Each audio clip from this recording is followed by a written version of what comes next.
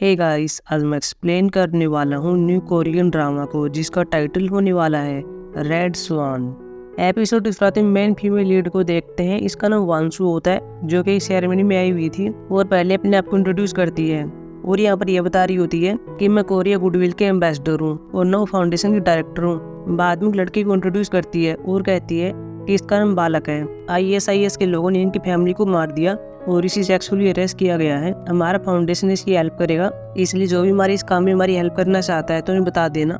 बाद में वांसु बाहर आती है, साथ में सिक्योरिटी होती है।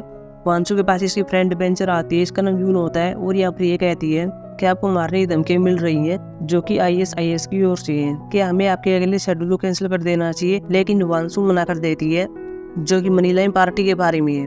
यून बाद में अब ये भी कहती है कि पार्टी में चेयर वुमेन मीरन भी आने वाली है। अकेले सीन में मीरन को देखते हुए मीरन वांसु की मदर इन लॉ होती है और ये भी पार्टी में जाने की बात कर रही थी। अकेले सीन में वांसु को देखते हैं जो कि मनीला में आ गई थी। यून अपनी से ये कहती है कि वाइस चेयरमैन येंगो हवाई अड्डे पर आ चुके हैं। बाद में वांसु अंदर आती है और अपना एक छोटा सा इंटरव्यू दे रही होती है। यहाँ पर एक आदमी से मिलती है जो कि यहाँ का क्राउन प्रिंस होता है। ये वांसु फाउंडेशन में पैसे दान में देने वाला था ताकि बालक की हेल्प की जा सके। अगले सीन में मेन हीरो को देखते हैं, इसका नाम दो यून होता है। ये भी यहाँ पर कसिनो में आया हुआ था और कुछ लोगों को नोटिस कर रहा होता है और यहाँ पर एक आदमी को देखता है जो कि एक रूम के अंदर जा रहा होता है। वही वांसु को भी देखते हैं, इसके पास इसका पति आ गया था और यही योंगू को होता है जो कि हेवन ग्रुप का उत्तराधिकारी होता है। साथ में वाइस चेयरमैन भी होता है। वांसु उसको सभी से इंट्रोड्यूस करती है और बताती है कि ये मेरा पति है। अगले सीन में दो यून को दिखाया जाता है जो बाथरूम में आ गया था। दो आदमियों की बातें सुन रहा होता है जो कि यहाँ पर ये कहते हैं कि कुछ दिन पहले हमारी इस एरिया में पुलिस वाले की डेथ हो गई थी। ये किसी मिस्टर अल का नाम ले रहे थे और कह रहे थे कि उसे भी एक सीक्रेट प्रोजेक्ट दिया गया है। दो यून भी अभी यहाँ पर एक सीन कैद कर रहा होता है जहाँ हम इस पुलिस वाले को देखते हैं। इसका नाम जू यू को होता है जो कि दोयुन का दोस्त होता है। अगले सीन में दोयुन एक रूम में आता है और पहले अपने आउटफिट को चेंज करता है और अभी और स्पाई कर्मी बन गया था। इसी जगह पर हम यहाँ पर ये भी देखते हैं कि यहाँ पर एक आदमी आ रहा होता है, इसका नाम क्यूंगजू होता है। इसके हाथ में बैग होता है। यह आदमी अपने एक आदमी के पास आता है। इस रूम में पहले से दोयुन आया हुआ था। अब यहाँ पर दोयुन इन दोनों बातें सुन रहा होता है। क्यूंगजू भी यहाँ पर यह कह रहा होता है कि मैं फूलों की दुकान की ओर से हूँ। दोयुन यहाँ पर यह सुनता है और बाद में पास्ट की सीन याद करता है कि जिसने मेरे दोस्त को मारा था वो बाद में जाते समय फोन पर बात कर रहा था और यहाँ पर यह कह रहा होता है कि फूलों की दुकान पर डिलीवरी तैयार है। अगले समय प्रेजेंट में क्यूंगजू चला गया था। दो यून भी बाहर आ गया था। इसके पास क्यूंगजू कॉल करता है और कह रहा होता है कि मुझे लगता है कि तुम अच्छा कर रहे होगे। मैं अभी मनीला में आया हुआ हूँ, तुम तो अगर 3 महीने से हो। हमें जू यू के हत्यारों को पकड़ना होगा। दो यून बाद में पास्ट के सीन को याद करता है जो कि 3 महीने पहले का होता है, जहाँ हम जू यू को देखते हैं। ये यहाँ पर हत्यारे से लड़ रहा होता है। इसी जगह पर दो यून भी भागते हुए आ रहा होता है और यहाँ पर यह देख लेता है कि हत्यारे ने मेरे दोस्त को चाकू मार दिया है। बाद में यह भी हत्यारे से लड़ रहा होता है लेकिन कुछ खास नहीं कर पाता और हत्यारा चला गया था। दो यून बाद में जू के पास आता है और कह रहा होता है कि तुम मर नहीं सकते, लेकिन यहाँ पर जू की डेथ हो जाती है। अगले सीन में प्रेजेंट में दो को देखते हैं, यह अभी अपने हथियारों को ले रहा होता है। अगले सीन में वांसु को देखते हैं, साथ में सिक्योरिटी गार्ड होता है और कह रहा होता है कि मीरन पार्टी के लिए बहुत जल्दी आने वाली है और वो एयरपोर्ट पर है। हम उसी सिक्योरिटी के लिए जाने वाले हैं। आपकी सिक्योरिटी के लिए बहुत ही कम लोग होंगे, इसलिए आप अभी हार लेने के लिए मत जाइए।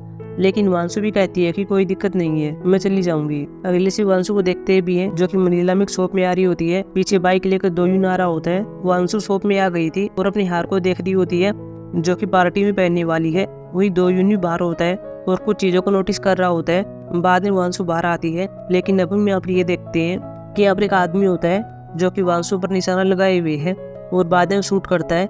लेकिन वांसु के सामने एक लड़की होती है और ये गोली इसको लग जाती है। वांसु बहुत ही डर जाती है। इसका सिक्योरिटी गार्ड इसको ले जा रहा होता है लेकिन इसको भी गोली लग जाती है। दो यून यहाँ पर ये सब देख रहा होता है और ये तैयारी की पोजीशन को नोटिस करता है और बाद में से गोलियां मारता है और फिर यहाँ पर वांसु के पास आ गया था और दोनों गाड़ी पीछे छुप जाते हैं। दो यून अपने तैयारी को देख रहा था और इससे यहाँ पर यह पता चलता है कि यह आदमी तो वही है जिसने मेरे दोस्त को मारा था। दो यून यहाँ पर वांसु से कह रहा होता है कि जब मैं कहूँ तो गाड़ी फिर भाग जाना। वांसु भी कहती है कि ठीक है।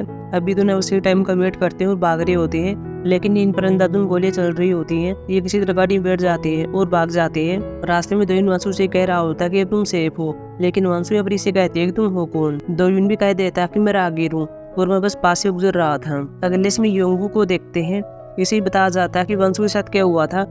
बाद में ही भाग रहा होता है और अपने लोगों से कह रहा होता है कि वांसु कार के लोकेशन ट्रैक करो और पुलिस की हेल्प लो। अगले में वांसु को दिखाया जाता है, साथ में दोयुन होता है। इनकी अब गाड़ी खराब हो गई थी। बाद में दोयुन चेक कर रहा होता है और यहाँ पर ये देखता है कि गाड़ी में ट्रैकर लगा हुआ है। बाद में इसके बारे में वांसू को बताता है। वांसू कहती है कि हम क्या करें। दोयुन यहाँ पर ये कहता है कि मैं पास में ही रहता हूँ, चलो वहाँ पर चलते हैं। लेकिन वांसू अपनी से कहती है कि क्या तुम्हारे पास फोन है, मेरे लिए पुलिस को बुलाओ। दोयुन अपनी से कह रहा होता है कि मुझे नहीं लगता कि सही होगा, शायद पुलिस भी इसमें इन्वॉल्व हो सकती है और पुलिस में वे लोग हो सकते हैं जो तुमको मारना चाहते हैं, इसलिए आपको मेरे घर पर चलना चाहिए। वांसू बाद में कहती है कि ठीक है। दोयुन बाद में इसको अपने घर पर ले आता है और यहाँ पर ये पूछ रहा होता है कि जो लोग तुम मारना चाहते हैं वे कौन है। लेकिन यहाँ पर वांसू कहती है कि मैं जा रही हूँ। लेकिन अब दोयुन इसको रोकता है और कह रहा था कि बाहर जाना खतरनाक हो सकता है, मैं एक अच्छा इंसान हूँ, मुझसे डरो मत। बाद में इसको फोन देता है और कह रहा होता है कि जो तुम्हारे क्लोज है उसके पास कॉल कर लो, मैं तुम्हें 10 मिनट में एम्बेसी ले जाऊंगा। वांसू अब इसके हाथ को देखती है और कहती है तुम्हें चोट लगी हुई है। लेकिन ये कहता है कि कोई बात नहीं है। दोयुन बाद में बाथरूम में आता है और अपने घाव को ठीक कर रहा होता है और बाद में बाहर आता है और पट्टी को बांध रहा होता है, लेकिन ऐसा नहीं कर पाता। वांसू अपनी इसको देख रही होती है और बाद में इसकी हेल्प करती है। दोयुन इसके लिए टॉवल लाता है और अपने चेहरे को पोंछने के लिए कह रहा होता है। बाद में अपनी ऐसा करने के लिए जा रही होती है, लेकिन तभी यहाँ पर गिरने वाली होती है, लेकिन दोयुन इसको बचा लेता है और बाद में इसके चेहरे को पोंछ रहा था। वांसू बाद में इसे कहती है कि मुझे भी किसी का नंबर याद नहीं है, इसलिए मैं किसी के पास कॉल नहीं कर सकती। अगले से वांसू को दिखाया जाता है जो कि एम्बेसी में आ गई थी और यहाँ पर यंगूक भी आ गया था। यंगूक भी यहाँ पर होता है, सिक्योरिटी गार्ड से कह रहा था कि लिeutenant कहाँ पर है। सिक्योरिटी गार्ड यहाँ पर कह रहा होता है कि वह दूसरे रूम में है और उसका स्टेटमेंट लिया जा रहा है।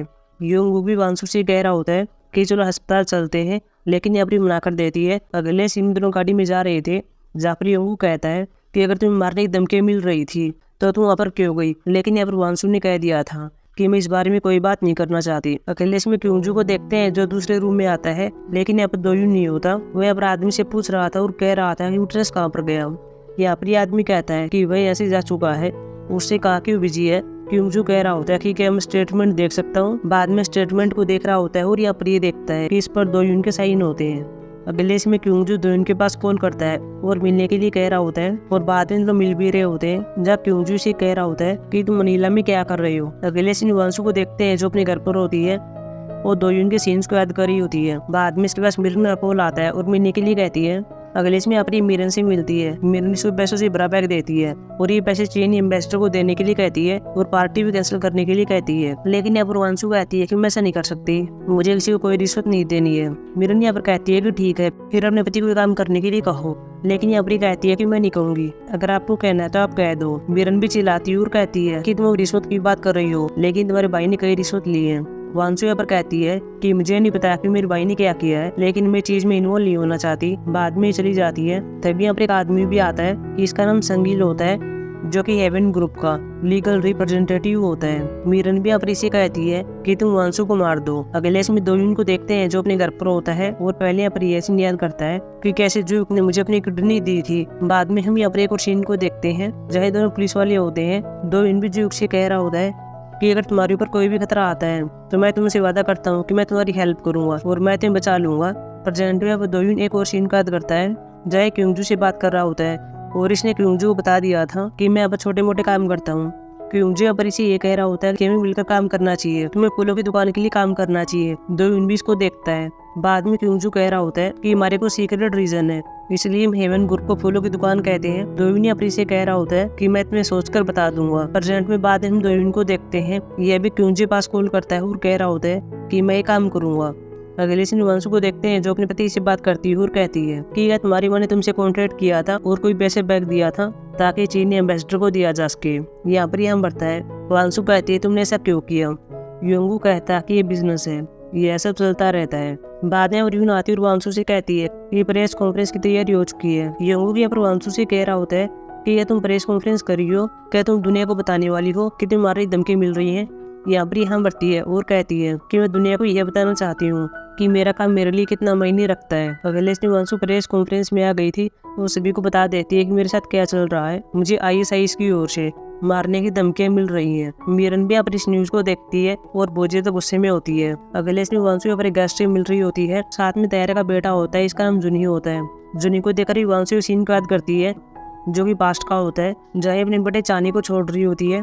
चानी भी रो रहा होता है और कह रहा था ऐसा मत करो, लेकिन यहाँ पर वांसू कहती है कि तुम मेरे बिना भी ठीक रहोगे। अगले से वांसू को देखते हैं, साथ में यंगू होता है। ये पार्टी में जाने के लिए तैयार हो गए थे और एलिवेटर में होते हैं और बाद में बाहर आते हैं, लेकिन तभी हमारा आगे क्योंजू होता है, साथ में दोयुन होता है क्योंकि जो भी अब रियोंगुक से कह रहा होता है कि इसका नाम दो यून है और ये आज से हमारी सिक्योरिटी टीम में शामिल हो गया है। वांसू बाद में दो यून को देखती है और इसे पता चलता है कि तो ये आदमी है जिसने मुझको बचाया था और बाद में एपिसोड खत्म हो जाता है। सो गाइस, अब हम मिलेंगे एपिसोड 2 में जो कि कल आने वाला है। तब तक के लिए बाय।